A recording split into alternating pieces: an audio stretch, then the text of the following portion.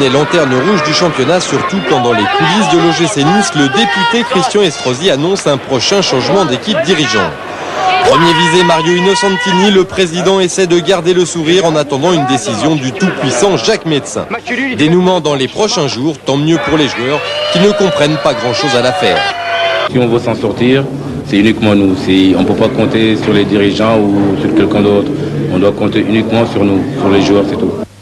Les joueurs de l'OGC Nice qui, face au PSG en maillot blanc, ont décidé de prendre les choses en main dès le coup d'envoi, avec à la 5e minute une bonne reprise de Fabrice Mèche contrée par Janol. Le PSG, dont les 2 précédents déplacements se sont soldés par autant d'échecs, a opté pour la prudence. Tout le monde défend afin de ne pas prendre de but dans le premier quart d'heure. La surface parisienne ressemble à un camp retranché, pas facile d'y pénétrer, sauf pour Jules Bocandé qui à la 23e minute tente un premier petit pont sur Bibar. Ça ne passe pas mais Jules insiste et offre une superbe occasion à Robbie Langers. 3 minutes plus tard, coup franc pour Nice et frappe terrible de Mèche qui trompe Joël Batz.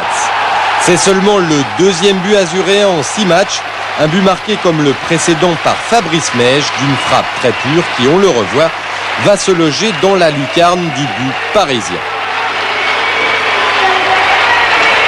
Immédiatement après ce but, les Niçois ont encore 3 ou 4 occasions de creuser l'écart, mais doivent se contenter d'un seul petit but d'avance à la mi-temps. Quand on a parlé de la réussite au bout, c'est vrai que on peut se poser des questions. On peut se dire que ce sont des signes, mais je pense qu'il faut s'accrocher et continuer dans cette voie-là. En deuxième période, Nice continue effectivement sur sa lancée. Centre de Mèche, Langers rate un peu son contrôle, Bibar dégage de la main, mais Monsieur Bouillet, l'arbitre, ne bronche pas. Et à la 65e minute, coup de théâtre sur une des rares contre-attaques du PSG.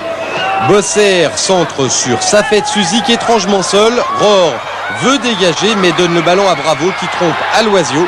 C'est le 5e but de Daniel Bravo cette saison, un but important qui permet au PSG d'égaliser. La réaction de Nice est bien sûr immédiate avec des tirs très puissants comme celui de Jean-Philippe Rohr qui passe juste au-dessus, mais le cœur n'y est plus. Le PSG et Nice vont faire match nul, un but partout, non sans que Vujovic n'ait fait passer un ultime frisson dans le dos des Niçois, sauvé par Cyril Aloisio, un jeune gardien qui débutait en première division.